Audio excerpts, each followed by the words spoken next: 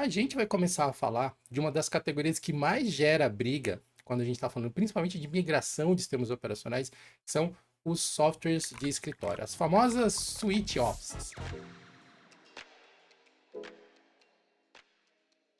A Microsoft, na suite Office, ela é o equivalente para a Adobe, né? Que a Adobe domina no design e a Microsoft conseguiu enfiar o padrão dela goela abaixo para todo mundo, mas nem só de Microsoft Office, meus amigos.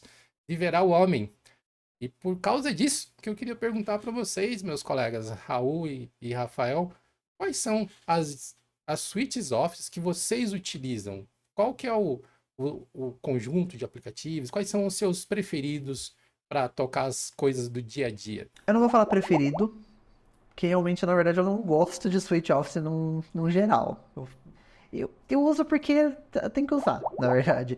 Mas eu acabo usando o Google Docs. Um, porque é grátis. Dois, porque roda no Linux e no Mac. Não precisa instalar nada. Então, tipo, eu uso o Google Docs para escrever roteiros do Dia Linux Labs, basicamente. E o Google Sheets para fazer minha planilha de gastos, pessoal. Que eu já tentei fazer em outros lugares. Quando eu tava no Mac, eu fazia no Numbers da Apple, porque ele funciona de uma maneira um pouco diferente. Você consegue ter várias mini tabelas, digamos assim, dentro dele. Eu achava até uma funcionalidade mais legal. Queria conseguir replicar isso no Google Sheets, mas não consigo. Switch Office completa, assim, pacote Office, eu acabo usando o da Microsoft mesmo. Porém, todavia, entretanto, tem uma questão aí que muita gente reclama do Office, mas tem uma jogadinha aí, ó, uma dica de ouro aqui pra você que tá ouvindo esse videocast aqui, que pode ajudar você bastante. Se liga, ó. A licença anual do Office, ele tá 450 por ano, que é caro. Se comparar com os outros aí que tem de graça e entrega boa coisa, é caro. Porém, você consegue promoções na Amazon mesmo, por exemplo, tal, que você consegue por um preço bem mais em conta.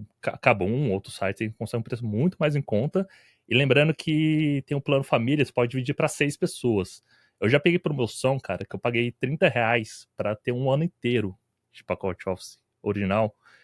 E outra, tipo, o Office em si nem é o que vale muito a pena. O que eu uso bastante sim é a questão do OneDrive, porque você tem 1 TB de nuvem por R$ 30 para um ano inteiro. Cara, é tipo, é muito. Assim, eu não consigo lembrar de nenhum outro que tem um preço tão competitivo assim. Óbvio, você tem que achar promoções, Black Friday e tal. Não é sempre você vai achar assim também. Não adianta você entrar agora na Amazon Kabum, você vai achar uma promoção assim boa. Mas às vezes você encontra assim umas promoções boas, eu já peguei sim. Então eu uso o pacote Chelsea principalmente por isso, mais pelo OneDrive, na verdade. Tá? O que eu falei que eu cito que é mais dois em um é porque da Soft Office inteira que eu uso quase o tempo inteiro é o OneNote, que é concorrente do Evernote e tudo mais. E o OneNote é de graça. Ele já tem no Windows ali, por exemplo. Tem para outras plataformas também. E ele é gratuito. Então, de Office mesmo, assim, que eu uso para escrever roteiro, fazer anotações, mas que eu preciso ter por um longo tempo, eu acabo usando o OneNote mesmo. Então, essa aí é a dica. Para anotações rápidas, não sei se a gente vai falar daqui a pouquinho de anotações rápidas, mas já quero emendar aqui. Eu utilizo muito mais um que muita gente até usa, mas muita gente não sabe o quanto que ele melhorou nos últimos tempos, que é o bloco de notas nativo do Windows. Porque não sei se vocês acompanharam ultimamente, nesses últimos meses aí, a Microsoft investiu bastante no bloco de notas. Então ele já não é mais só um aplicativozinho básico, assim. Ele é básico, assim, você entra na interface, ele é bem parecido. Mas ele tem duas features assim, bem legais, assim, que fez ele melhorar, tipo, drasticamente ultimamente. A primeira é a questão de ter abas, então isso já melhora muito a questão de, que era antigamente você tinha que ter uma janelinha para cada coisa lá. Agora é uma janelinha em 5, todas as abas legais ali, que você precisa. E outro que eu acho muito prático mesmo, que foi que realmente fez eu passar a usar ele muito mais do que eu usava antigamente, é que tem recurso de autosave.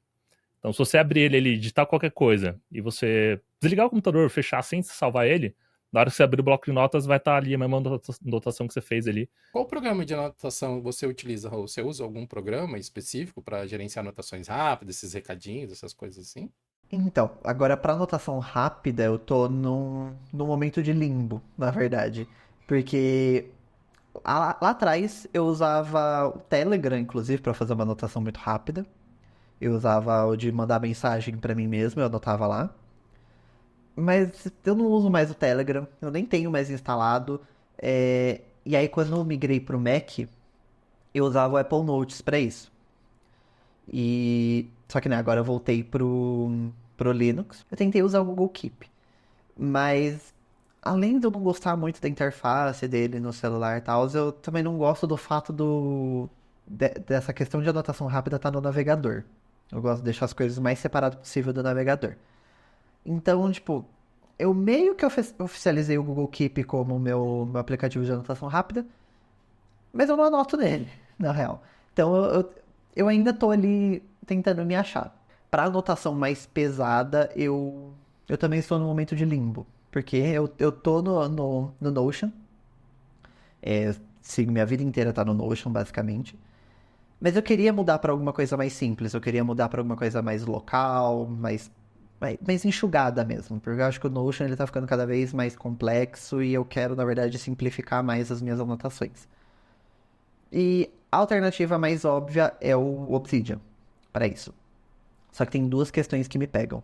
Um, que é a sincronização com mobile, que tipo para sincronizar do PC com o celular sem pagar. Tem que usar um outro aplicativo que ele vai baixar os arquivos do Google Drive, colocar no armazenamento do celular, e aí ele vai ver o armazenamento do celular. Eu acho meio gambiarra. Não sou muito contente com isso. Eu acho que por conta do plano do Obsidian Sync $100 acaba saindo meio caro. E como eu já não pago nada no Notion, vai justificar pagar no Obsidian. Não cheguei lá ainda, talvez em algum momento. E também o fato de que, para algumas anotações específicas, o esquema de base de dados do Notion me pega demais. Principalmente para anotar, tipo, roteiros pessoais meus, essas coisas que eu gosto de deixar, tipo, o que que é rascunho, o que que é ideia, o que que eu tô produzindo, o que que eu já produzi. E eu não consegui uma maneira realmente interessante de fazer isso no Obsidian. Não posso nem dizer que eu uso uma suite Office, porque eu uso de tudo um pouco. Eu tenho uma agência, né? Eu converso com diversos clientes diferentes e cada cliente trabalha com uma coisa. Então, por exemplo, para o Dio Linux eu uso o GDocs na maioria das vezes. Para as minhas coisas, que são os projetos que eu tomo conta do zero, eu uso o Office Online, o Office 365 Online, porque eu também sou assinante. E eu sou assinante pelo mesmo motivo que o Rafael acabou de citar. Ter 1 TB de armazenamento online, pagando uma merreca por ano, é fantástico. Eu fui ver quanto que custava no Google para você ter 1 TB. Cara, é um rim, é muito caro. É muito caro. Só vale a pena se você estiver faturando muito, o que com certeza não é o meu caso. Então, online, normalmente eu me viro com essas duas, com GDocs, dependendo do cliente, mas quando eu posso, eu prefiro usar o Microsoft Online, porque me atende bem, eu gosto bem das ferramentas, funciona tranquilamente, não tenho nenhuma queixa com ele.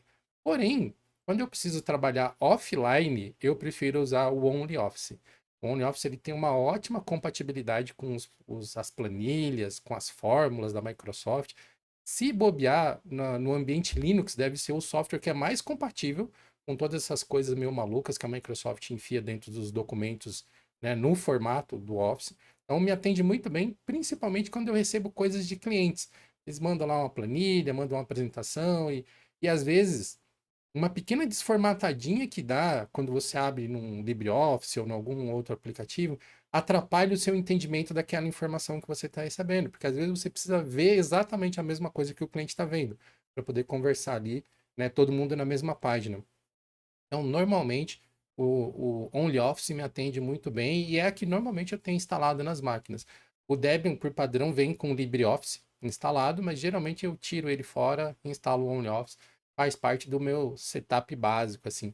Eu sou uma viúva do OneNote. Eu usei o OneNote por anos. Anos. É a minha suíte de anotação. É o meu programa de anotações, assim, cara, matador. Se a Microsoft fez alguma coisa certa na vida dela, foi o OneNote, cara. O OneNote é muito fantasticamente bom. Mas a versão online dele não é tão boa quanto o aplicativo para desktop. Ela funciona bem, mas a versão para desktop é, meu, como diria o Fábio Akita, é ordens de grandeza mais funcional do que a online. Cara, eu cheguei a ter mais de 2.000 anotações dentro do OneNote, cara.